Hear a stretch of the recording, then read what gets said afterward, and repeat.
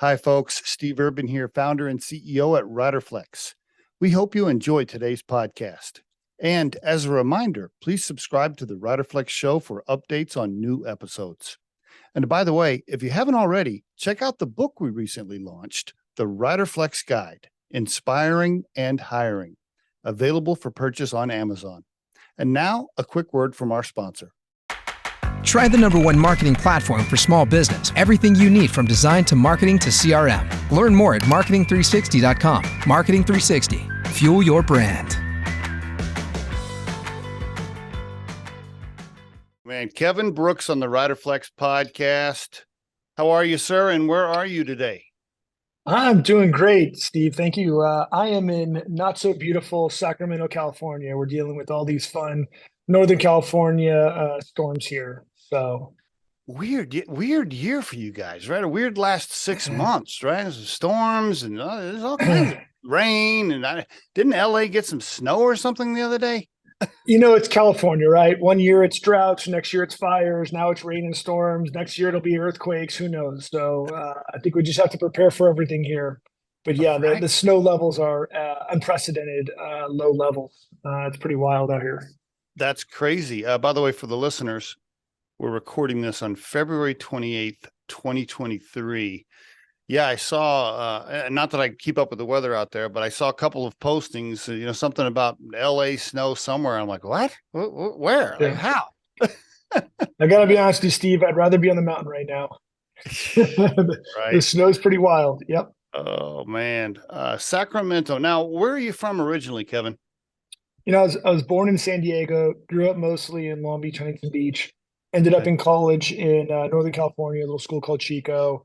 From there, ended up in the Bay and woke up one day and decided I'm done with the Bay Area and moved out to a little town called Granite Bay. We're in the Sierra foothills, not quite Sacramento. We're about 35 miles outside, and great life. The kids are happy. The wife's happy. It's a slower pace in the Bay Area. So it's been a good move for us. Okay. Is your family still down in Southern California, San Diego? Yeah, I have some family down in the Huntington Beach area, some in the Santa Cruz area. My brother's in Puerto Rico. We're kind of all spread out, so it's a pretty small family. Let me guess. Your brother was one of those guys escaping the taxes of California and went to Puerto Rico. We're recording this, so I'm not going to disclose too much, but you're not wrong. I had this was 2 years ago, well, maybe 2.5 years ago. Really good friend of mine. He's a big lawyer, and he was in the Bay Area, and he calls me up and he goes, I just wrote $30,000 tax bill for my property in my house. He goes, that's the last time I'm doing that. And he moved to Puerto Rico. My brother picked up a place in the Ritz-Carlton Preserve there in Puerto Rico. He's got beaches, swimming pool, fantastic restaurants. Every year he has a 40% larger paycheck. And I think post-COVID, everyone has kind of, realized they can work remote. And so the housing market out there has gone crazy. So he's done very well in his house. And that's great.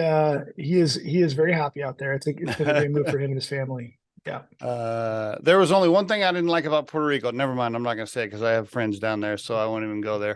But yeah, I get the tax part. And then you said you're, before I ask about your wife and kids, siblings, and tell me what your mom and dad did. I'm just curious as to whether or not that might have shaped you in some way. Just tell me about your parents just a little bit. Yeah, my mom was very corporate her whole life. Moved out. I was living with my mom and my stepdad till I was about 12 years old or so, and then moved in with my dad, who's done some commercial real estate and does some options trading. But no, very little professional influence from my parents. Really just got the hustle from growing up in Long Beach and realizing that you've got to go out there and kick butt and take names, and no one's going to hand you anything. You've got to make it all happen on your own. So did you hear that, millennials and Gen Z? I just want to make sure you heard that, right? If money doesn't just fall out of the sky, you don't just walk out of your house and money just rains down when you don't have to do anything. Nope, that's right. You have to be fucking relentless if you're going to make it in this world. Absolutely. Could not agree more. And it really, I'm not prejudiced against any types of people from a racial, religion, or even political standpoint. But I always tell my wife, I cannot stand lazy people. Like lazy people that I can't do it. I just can't do it. Yeah. I'm 55, which means my dad was born in the 30s. And if you have a father that was born in the 30s or 40s, there was no such thing as laziness, right? Those guys, that was just a Yeah. different breed, right? Yeah. Gotta be tough. Which rubbed Yeah. off on me. Did you have any siblings at all? So your mom and dad got divorced early, sounds like. Did you have any siblings? Yeah. So I have one full brother. I lives in Puerto Rico, and I've got a Yeah, half that one. sister that lives Yeah. up in the Oregon area, the Portland, Oregon. So, Oh, okay. yeah. Okay. All right. Very good. Surfer? Did you surf in high I school? surfed, I skied, I snowboarded, I skated. I didn't play a lot of the team sports. It was the kind of the beach life. A lot of independent type sports. But yeah, great. My dad was a lifeguard in San Diego when he was younger and competed in the old man longboard competition I'd watched growing up. And yeah, definitely spent my time at the beach. You could probably see in my fair skin and freckles. Lots of sun kisses, right? Yeah, you look like a pretty in shape guy even now, still today. So you do some cardio and some stuff on a pretty regular basis now, even. Yeah, I try to hit the gym 4 or 5 days a week if I can. Are you I'll tall? tell Because you, your picture makes it look like you're a tall guy. yeah, I'm 6'4". That's what I Yeah. figured. Yeah. Um, I just installed an infrared sauna at my place, the outdoor infrared. It's been the coolest thing ever. I feel like every day I come to work and I'm just shedding weight in there all day in the morning before work and putting on some Oh, meditation music and sweating it out. So wow. keeps me Okay. in shape, keeps me fit. What's the size of that thing? How big is that? I have a two-person. It's probably 6 feet wide and maybe 4 feet deep. Okay. But Okay. it gets you hot. Like you're sweating in there, got infrared lights on and all kinds of stuff. What temp do you go up to? So infrared sauna is going to be different than traditional sauna, right? Okay. Traditional sauna, you can go up 180, so on. It heats the air. The infrared heats your skin, so it really penetrates deeper into your body. For that, I'm about 140 degrees for 25, 30 minutes. And Okay. you'll Are you doing sweat. cold plunge as well or no? No, I'm not that tough. That's the sauna is nice and fun. The cold plunge is not so much. So I prefer to take the fun way. Yeah. Well, my oldest boy, he's 31, and he's like, Dad, he's like, I'm trying really hard on that cold plunge. He goes like, I started off with like 30 seconds, 45 seconds, 1 minute, 2 minutes, 3 minutes. He's like, he's like, it's harder than you think. Yeah. I don't know. I go into the ocean now, or I go in the pool and I stand there for 3 or 4 minutes with up to my belly button in water, talking myself into going all the way under. I don't think I'm tough enough to hit the plunge pool. So your son sounds like a tough one, tough kid. Oh, he's working on it. He's working on it. So you're married with kids. Tell me what do you want to share? Yeah. Tell me about your wife a little bit. Yeah, we met in college, a college sweetheart.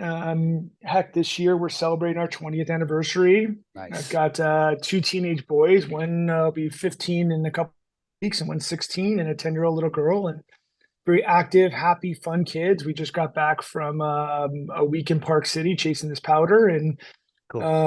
yeah, it's good family here, and That's we're great. close to Folsom Lake, so like wakeboard in the winter and the summer, and snowboard in the winter, and That's awesome. good active kids. Yeah. Now your boys are teenagers, right? They're right there in that mix for maybe they're starting to push buttons or see what they can get away with. Anything fun yet? Have you gotten a call from like the sheriff's office or Oh anything? man, Anything? they're good kids, but they are definitely right there on that verge. I mean, they've got girlfriends and one drives, and we know about we know what goes on in high school. So I own a pretty large brewery, bar, restaurant, beer garden up here in Northern California, in addition to my full-time job in the cannabis space. So I'm in. I guess the boys joke around and say that I'm in the beer and weed business. It's kind of like a high school boy's dream, I think, for some kids. So just keeping them on the straight and narrow is a full-time job. But yeah, they screw around a little bit here and there, for sure. Man, when you show up at school events or sporting events or whatever, like all the other kids are like, oh man, look, there's Brooks' dad. He's in weed and alcohol, man. He's got the coolest job around. My dad's like an insurance salesman. My dad's a lawyer or whatever, right? Like you're the cool dad. Yeah, except we've had certain parents that won't let their kids hang out with my kids. So It cuts both ways. In California, now, if you lived in Kansas and you told me that, that would make more sense. But in California, really? We actually had, my son told me that one of his friends said, his mom came to him and said, look, if you ever smoke pot, get it from Luke, because I'm sure if he gets it from his dad, it's good stuff. I'm like, I'm 13 years old. I'm not giving like 13-year-old weed.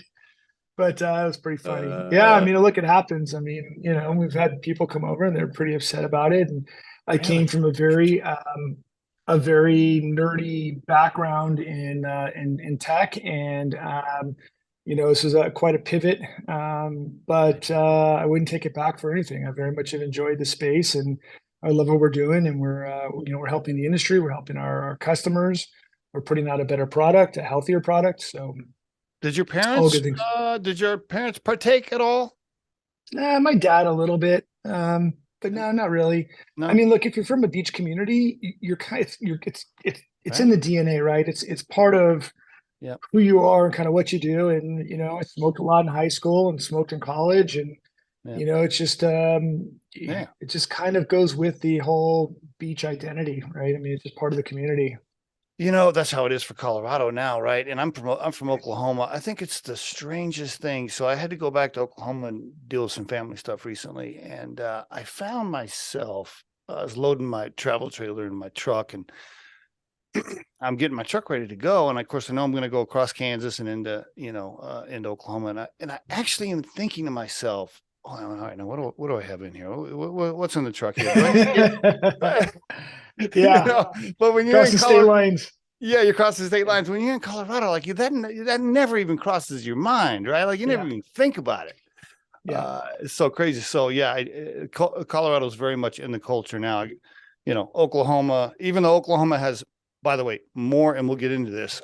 I've never seen so many medicinal shops. I guess Oklahoma went crazy with no limits on licenses. I mean, the town I grew up in's got 20,000 people. 20,000 people. They have 30 shops. It's the opposite of California. Well, that's not so different than Oregon. I mean, you go to Portland, it's the same thing. I mean, the amount of dispensaries per capita is off the charts. I don't know if it's more or less than Oklahoma, but it is. It's a massive overkill, which has caused oversupply issues and pricing compression and all kinds of weird stuff around that. So all kinds of problems. Yeah. How did you pivot? What was you grew up around it, you did it in high school and college, so it was kind of always part of your life, but how did you decide to move into it professionally? Walk me through that transition. Yeah. So, I got out of college. I worked a couple of different sales jobs, just trying to get my feet under me and figure out what I wanted to do. And I ended up, I had a great sales job, was killing it. My manager left for a startup, and he reached out to me and said, hey, look, I know you're living in Palo Alto, you're commuting to San Francisco. You don't like this big corporation. What do you think about coming to this startup that's in Palo Alto? The commute's gone. It's a smaller team. I think you'd like the guys. And I met with them, and I really liked them, and ended up taking the job as a first hire in a startup they had launched in Palo Alto. Okay. And over the course of 8 years, I moved from entry-level sales rep to president and one of the majority shareholders in the company. Great. Good for you. It was exciting. Worked, every position I could. Really, just some of the best business and life lessons I've ever had. Great group of supportive guys. I think the downside with that group was we were all kind of cut from the same cloth. We were all sales guys. They were 7 to 10 years older than I was, so I really looked up to them. But I got a pretty narrow view on business. It was great because it was changing times and it was new technology, and they had a hard time keeping up with the customer base and the changing technology, and I really embraced it. And ended up overseeing the operations from all the way from Seattle, San Francisco, Palo Alto, San Diego. We had facilities in Austin, Phoenix. So nice. It was an exciting company in the legal technology space. So company A sues company B. We would send in a team of computer forensics to pull data off of hard drives and servers and networks, put them onto an online web repository, and then look for information. The CEO came to me and said, look, the business has gotten away from me. I'm ready to sell. Take it through an acquisition. We found some interesting buyers. We sold the company to a private equity-backed competitor of ours who it was essentially the same value prop, the similar business model, but Midwest, East Coast base. And the private equity group acquired the platform company. They acquired us as the West Coast operations, and ended up rolling the companies together and working for a real, true kind of Great steaming, experience grizzled. for you. Wonderful experience Oh, for you. Oh, yeah. yeah. You learned a shit ton. That's great. Yep. Private equity experience, board visibility. The CEO was absolutely one of the most intense, brilliant, kind of gnarliest guys I've ever met in my life. And it was Cool. a very, very tough, very, very tough kind of period of time, but a great learning experience. And Yeah, good. my And you my had equity, and you had equity, so you got paid a yeah, little bit too there. Yeah, yeah, I got nice. paid. Yeah, Good for you. two exits. Yeah, so I Nice, was tied to them nice. for 2 years, and by the end of my 2 years, I said, "Hey, thanks, but no thanks. Time for me to move on." Yeah. At that point, we're selling the company to a publicly traded company in the Bay Area, and looked around and just thought, I don't want to do the publicly traded company thing in the Bay Area. I don't want to sit on the 101 anymore, and an hour and a half traffic every day, two exits in 2 years. Let's get the family move out of town. And so we looked at a couple dozen different spots to relocate, and we settled on this place, Granite Bay here, and really started looking at what I want to do next in my life. I did not care for tech at all, and Okay. I definitely didn't care for the legal space at all. Working with high stakes litigators is not a fun profession. These guys are Yeah. very smart, and they come to work every day. They treat every relationship as an adversarial one. So you're constantly just battling with people you're trying to support. So, Aren't most lawyers like um, that? All my lawyer friends are going to be mad at me, but everything's got to be a debate. Everything's got to be a fight. Like every conversation, it's like, damn. it's Anyway, it's wild, Steve. We had a small army of attorneys on staff, and my question was always the same: like, why would you want to come work here and make a fraction of what you can make at a large law firm or your own independent, firm? And what I heard, across the board was, I hate having to come to work every day with the sole intention of making someone else look bad. Like, the only way I'm good at my job is to make someone else look bad. And by the way, they're really, really smart, and they're trying to do the same to me. And that's all I do. It's a miserable existence. And I've got tons of totally. attorney friends and, Totally. friends that are still in that space, but geez, absolutely Yeah. brutal. Yep. Um, Couldn't agree more. yeah, so moved out here. I got pulled into a tech startup out of the Bay Area that was it was in the a car space, so very similar to how Uber came out, right? They don't own cars, or Airbnb doesn't own hotels. So this group Shift was looking to do the same thing, where I was looking to sell my car. I wanted more than I could get from a dealer, but probably a little less than private party. So this group Shift would not buy the car; they would take it in, they would clean it, they would photograph it, they would warranty it, and then they would deliver it out to groups that were buying it. So it's a really kind of interesting business model. They went public last year, and Okay. I thought it would just be something different to get my feet wet. I didn't enjoy it very Didn't much. enjoy it. Okay. I just All kept right. getting pulled into back into San Francisco, and I just that commute and heck, I just didn't like any of it. And I saw what was going on in cannabis, right? I mean, at the time, This is call it 2016, 2017. Yep. 2015. 2015. Okay. All right. Yeah, 2015. I think Colorado had just passed adult use. Oregon and Washington were right behind it. Okay. And I figured it was just a matter of time before California was their largest market in the world for rec. Mm-hmm. And I called up a guy who I knew from college, and candidly, I bought weed from him in college, and I heard he was still in the game. And we weren't close friends, but we were friends. Okay. And he and I went out to lunch, and he talked about where he saw the industry going. He and his partner had two dispensaries and a grow, and a great reputation. And I mean, they grew really, really good weed. And he's just like, I have no idea what to do when these changing regulations happen. Mm. I don't think about scale the same way you do. I've been following your career. I trust you. What do you think about coming in and being CEO? I was originally looking at investing, and so I created an LLC and came in as a consultant, and eventually stepped into CEO. We signed the exclusive plant touching agreement with Burner and became the plant touch entity for cookies. So we were the cultivation, manufacturing, distribution, retail arm of cookies. Okay. All cookies, at least in the West Coast at that time was the only place they were operating. A few years into it, we rebranded the company as Connected Cannabis, and it was a wild couple of years. I mean, it was all cash business. We were dealing with robberies. We had, when I say crazy partners, I mean like certifiably crazy partners and so the cap, weird. So the cap table was full of some cowboys and some crazy stuff. Yeah, I mean, yeah, the stories are unbelievable. Yeah, we did some stuff there that probably could have gotten us in trouble at the time, but I think at that time we were known for growing some of the best weed and most award-winning, highest priced cannabis in the market anywhere. And I put out 100 different pro formas, and we missed every one of them.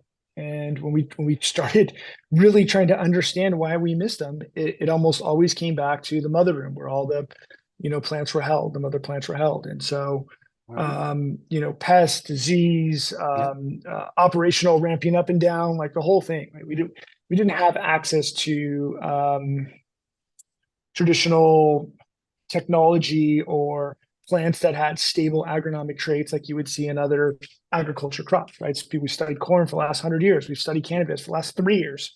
Yeah. At that time, we hadn't studied it for 1 year, right? So, we started looking at outsourcing genetics or outsourcing plants to every nursery across California. And what we got was wildly unprofessional service. We got, we had questions. It was all bro science. We got plants that were covered in pest and disease. And the price point was never scalable. And so I had somebody reach out. I was recruited to launch a tissue culture micropropagation company, which is where I'm at today. Wow. Okay. Very good. And so right now it's Conception Nurseries, just for the listeners, Conception Nurseries, and it is conceptionnurseries.com. Give us the 3-minute overview of Conception Nurseries as it stands today. Give us the elevator pitch. Go for it. Yeah, I mean, look, if you look at our entire cannabis supply chain, on one hand, you have your retail, and on one hand, you have your genetics. And from our perspective, the retail, the distribution, the cultivation are all being addressed by professionals inside and outside the industry. From what we see, there's really no one in the space really hyper-focused on addressing the supply chain base, and that is the nursery and genetics piece. And that's really where Conception comes in. When I talk about the pain points of outsourcing your plants or dealing with your mother rooms, the differentiators with Conception are, I think, one, very, very professional organization, plant PhDs, plant scientists up and down our org chart, dedicated customer success in the field. We spend a lot of time and money on making sure that we provide the very best information to the industry and to our customers. Second, as far as we know, we're the only ones in cannabis worldwide that will guarantee pest and disease-free plants, right? I mean, pest and disease are costing the industry quite literally billions of dollars a year. And we're the only ones that we're aware of that will guarantee plants are put out that are 100% Gen 0 tissue culture clones. They all come directly from our lab. Nice. And then, we've made such a massive investment in automation that our cost to produce is much lower than our competitors. So you're getting a better performing plant, a more professional service at a lower price point. And I think the fourth point is, look, R&D is extraordinarily expensive, and there's really no guarantee that you'll get anything out of it. And we continue to pump a tremendous amount of money into R&D to be able to say to our customers that this plant that we're putting out, it comes from a hype breeder, meaning there's demand for it. It hits certain metrics on a 100-point inspection. It's got the THC. It's got the bag appeal. It grows at scale. Like, we know that our plants perform at scale. There's a lot of nurseries that will look at a plant and go, hey, that's a really cool characteristics. Let's give it a hype name. Let's put some fancy packaging on it and let's sell it, right? And then growers get it and realize, hey, no one ever took the time to measure the traits of this plant to determine, yes, it can produce at a very large scale. And so, in addition to it being pest and disease free, which I don't know anyone else that guarantees that. So that's the company in a nutshell. Okay. So the mother plants, I'm going to ask some questions that are going to sound ignorant. Yeah. So I apologize for my ignorance around it, but it'll probably be good for the listeners as well. Once you have mother plants, so to speak, right? If I'm a grower and I need a base of mother plants, right? Let's say I bought a grow facility. I don't have any genetics. I don't have mother plants. I get those from you. Once I have the mother, is that okay? Well, go ahead. So yes and no. So our model is, why would you even have a mother room? We'll just go ahead and ship you little baby starts, right? I see. And we can justify that, right? Like, If Steve, if you go and you opened up a blueberry farm in Oregon, you're not going to have a blueberry mother room. You're going to source your genetics from a group that specializes in blueberry genetics for your specific region. I see. And so our primary model is like, look, we turn your mother room into a flower room. So instead of being a cost center, it's now a profit center. I see. And that profit will more than offset the cost I see. of buying production clones. So you're guaranteed Gen 0 clones. Now, what's it we called do have when it goes from mother plant to the little tiny one? What's it called? What do you call that? The little a clone. A clone. So, okay. so if you have your mother plant and you take a cut off it, that's a cut. It's a clone. Yep, and that would be a Gen 1 clone. Ours is Gen 0. I see. Okay, very good. So they don't buy mother plants from you. To be clear, we can sell mother plants. We have licensed mother plants. We can certainly do it. We don't think that's the future. And the larger grows that we're working with, who take the time to go in and really understand the cost and the risk around a mother room, typically end up kind of this crawl, walk, run relationship with us where they're like, hey, we'll test the plants. Hey, we love them. Hey, we'll start unwinding some of our mother plants. And then it's kind of like, let's get on this long-term offtake agreement kind of deal. Okay, very good. And they are super secret patented genetics for your mother plants that nobody else has. Walk me through that. Yeah. Yes and no. I mean, plant patenting is it's tricky in cannabis. We are not breeders, so we don't breed our own plants. What we do is go out and look for best of breed plants. So if you were a breeder, Steve, and you'd say, hey, Kevin, I've got some really exceptional genetics. And I'd say, oh yeah, what makes them exceptional? And you would have to kind of give me an idea of what makes them exceptional. We'd run some COAs, we'd run some performance trials, and we would determine, hey, look, we think this is very special. Your THCV is off the charts, or your yield is exceptional, or your flower time is shorter than anything we've seen. This would be great for washers, like whatever it is. Yes, this is exceptional, or hey man, I hate to break the news to you, but there's nothing special here. It's usually one or the other. So, but we don't own the plants. Okay, why aren't you breeders? Why don't you? Is that you just don't want to mess with it? Is that too much? Yeah, to get into the breeding space, it's a lot of R&D, right? And like I kind of described earlier, we can go out and raise a bunch of money and build a state-of-the-art breeding facility, and it could take us years, and we could find, tons of exceptional attributes, or we can find absolutely nothing. I think, one of the single biggest problems you see in cannabis, there's a few really big issues in the space that, we see a lot of the companies make over and over. I think one of them is there's a lot of shiny objects out there. And the groups that try to do everything typically fail. And the groups that get hyper-focused on doing one thing and one thing exceptionally tend to do very, very well. And so I think for us, to get into the breeding space, it would require a tremendous amount of capital and a very long view of being able to develop anything meaningful. And do micropropagation at scale is challenging enough, and let's focus on getting that down perfect before we move on to the next thing. Okay, so for the listeners, I want to try to recap this, and I hope I don't mess it up. But you got the breeders that are focused on the genetics, and they're messing with all of that. They provide you with that technology, so to speak. You grow the mother plants, and then you sell the clones, and you take care of everybody's mother plants, and you provide them clones whenever they need it. Is that right? Yeah, that's in a nutshell. I think, one of the differentiators for us is, look, Steve, if you met me down in San Diego right now, and we jumped in a car and we drove from San Diego to Humboldt, and we stopped at every nursery along the way, we could buy, thousands of different cultivars, thousands of different genetics, right? Pieces of art that people have created. Okay. And we can take those and get a nursery license, and we can sell those to anyone, right? We essentially stole a bunch of other people's artwork, and we're selling it out and promoting it. And I think, what really is something special at Conception is that every cultivar, every plant we sell, we pay a breeder for. And so it's very important for us to get to know these breeders and to make sure that not only are they paid, but they're also recognized for the work that they do. These breeders are spending a lot of time to put out, really exceptional plants. And we want to encourage not just giving them credit, not just making sure they're getting paid, but really encourage innovation. And so we do that by being breeder agnostic and approaching, well-known, well-hyped breeders and saying, listen, you've got a great name. You're putting out some excellent plants. We want to work with you on a pheno hunt and go through and look at your what you're hunting this year. And we want to be able to pick, items, and we'd love to get an exclusive on it, and we'll pay you a royalty. And we can take this to the different states and areas where we operate. Mm-hmm. So that's kind of it. So we take the genetics in, we run performance trials on them. We determine, yep, we love these. Then we run them through culturing, which is the process of cleaning those genetics up and determining, do they perform in our lab, right? Do they hit the right metrics? Are they right rooting rate or right multiplication rate? And then we know it's got a great breeder. It's got excellent attributes. It performs well, hits the KPIs internally. This is going to be a winner. And then we supply it to the larger market. Okay. Very good. I did a little consulting for a smaller Denver outfit that was called Mindful, that Live Well eventually purchased in Denver.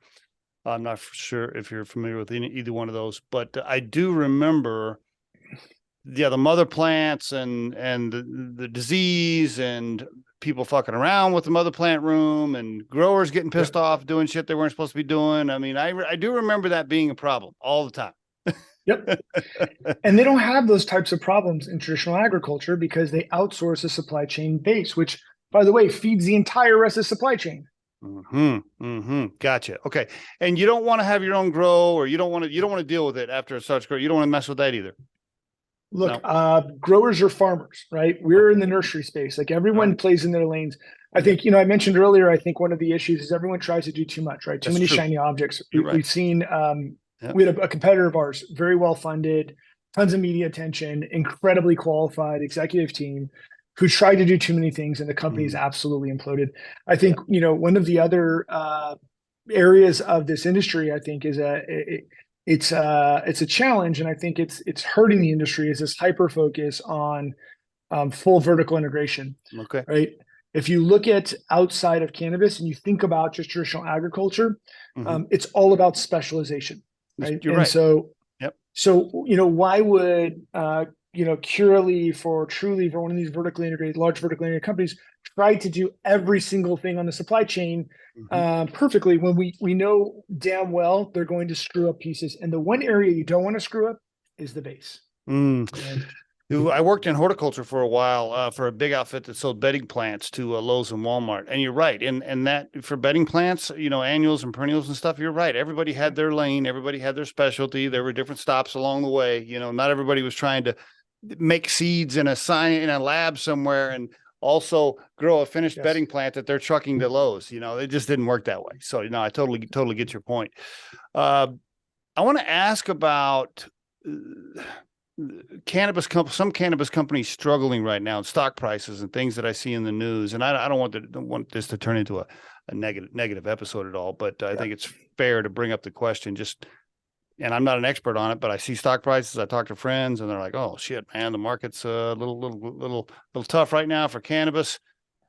I guess two-part question. Why, in your opinion? And do you think what do you think is going to happen as we move along here? Look, I think the answer why is there's 15 different whys. I know. But look, from the fundamental base, the stock market across the board is down, right? The capital markets are down across the board. It's not just cannabis.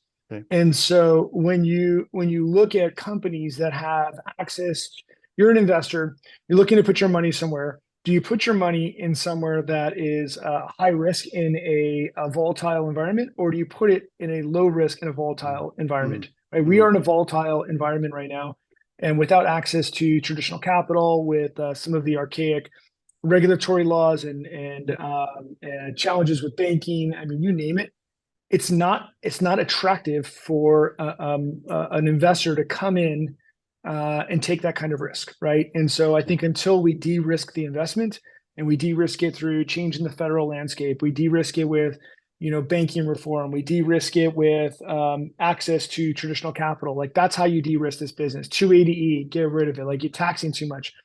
I could spend an hour on this. So, I think that there are a lot of facets, and I think the cannabis industry has operated with both hands behind its back for a long time, and we're going to have to see some relief. Otherwise, it will be absolutely devastating for the industry and the investors and the consumers.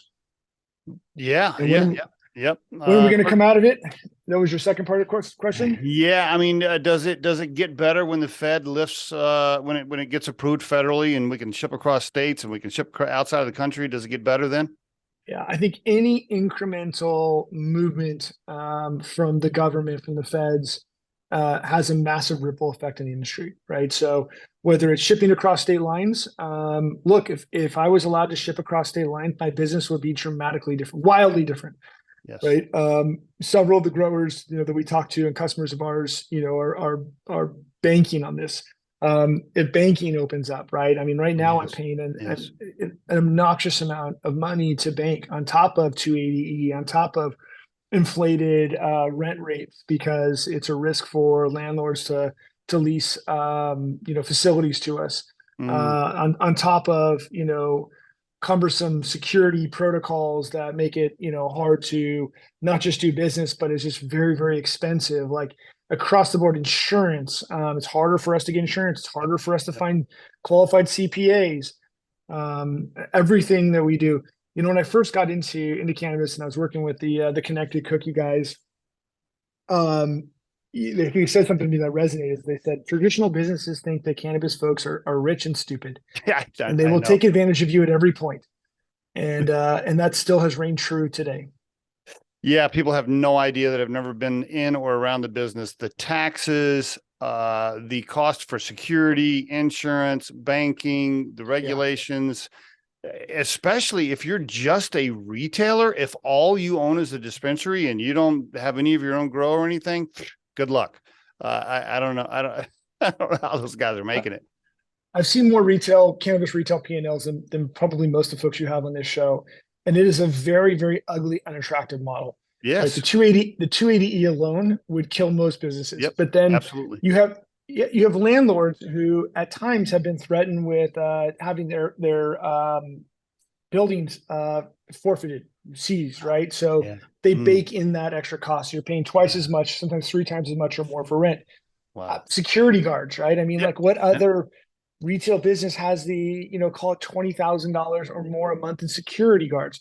The security system. Like, look, if you have a retail business in San Jose, your cameras, you have to have cameras in every square foot of your building that are piped into the police department, right? You have to give them access 24 hours a day to your deal, and you have to pay for 24-hour security even when you're closed, even when everything's locked up.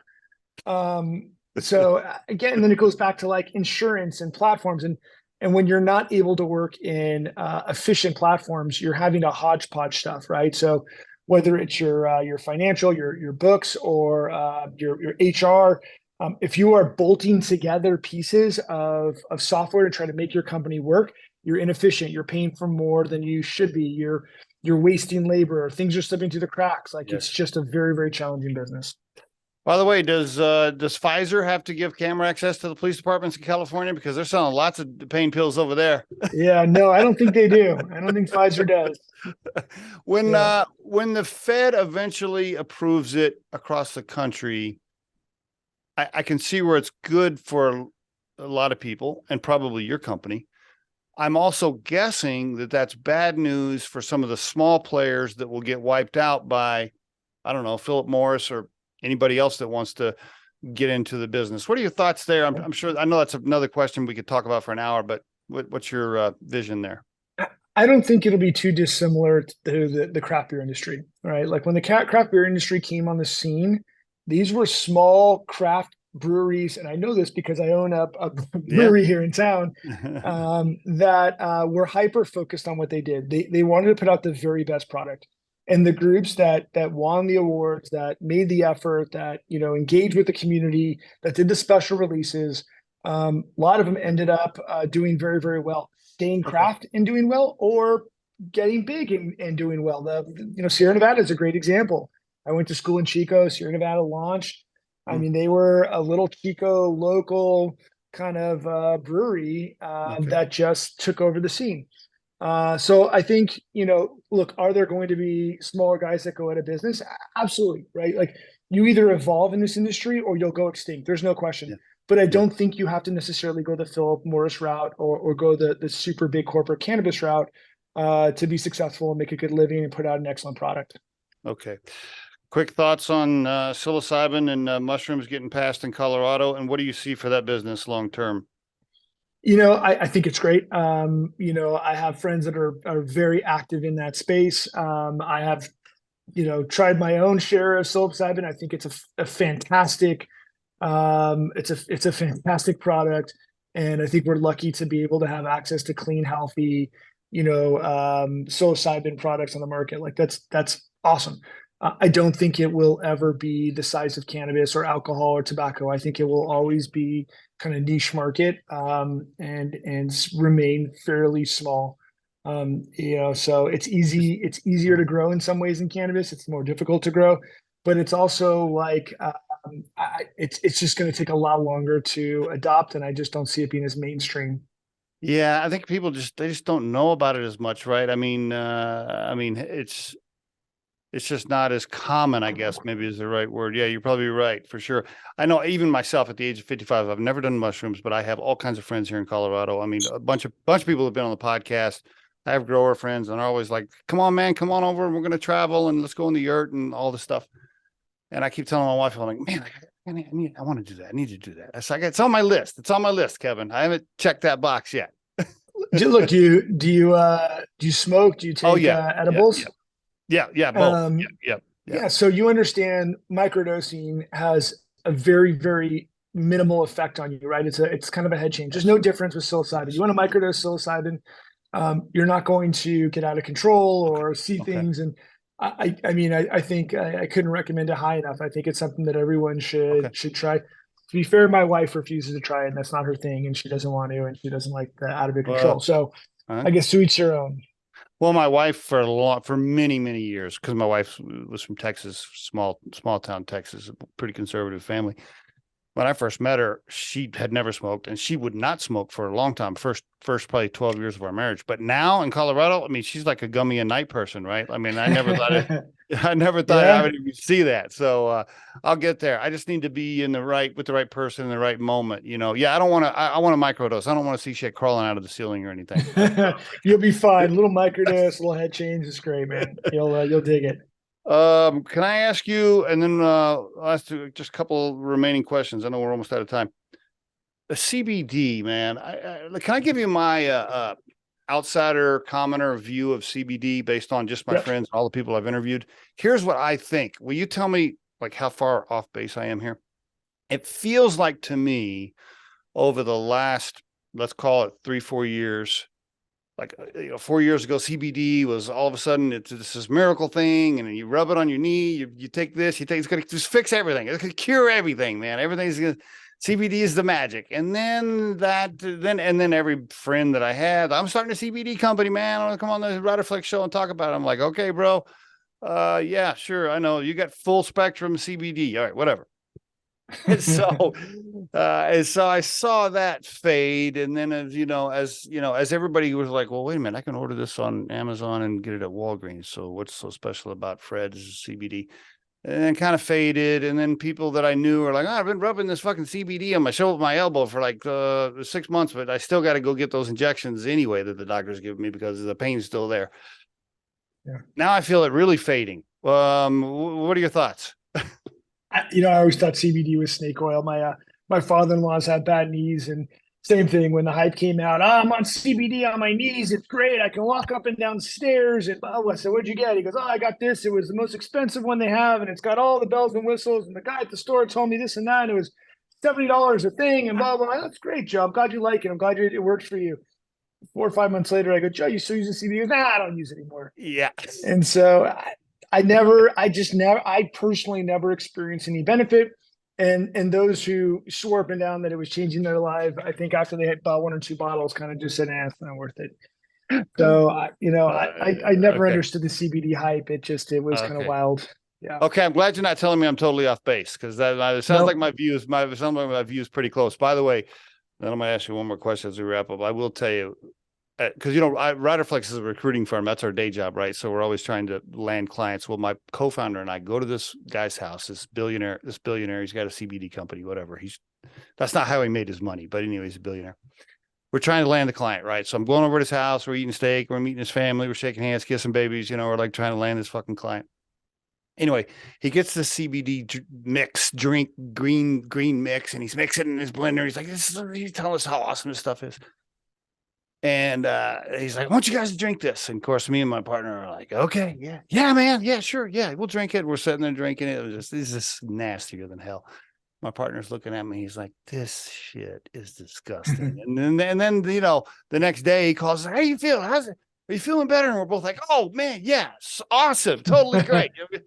Telling him whatever he wanted to hear, trying to land it. Yeah. So anyway, all my CBD friends are going to be mad at me when they hear this episode, but yeah, I'm not a believer because I also rubbed it on my own neck and back for freaking 12 months, and I don't do that anymore. Yeah. They're all going well, at least it didn't make you sick. Could have been worse. It didn't make me sick. You could have gone home and shit yourself all night. The next day, you called me. How was it? So the brewery, man. I mean, was that I guess it was an investment for you, right? Did you find some guys had started it and you got it for a great price, or did you have a cocktail mix on a craft beer that you were passionate about? I'm just curious. Yeah, I'm not even a craft beer guy. If I have a drink of choice, it'd be bourbon. Moved up to this area, little town, met a couple guys through my kids.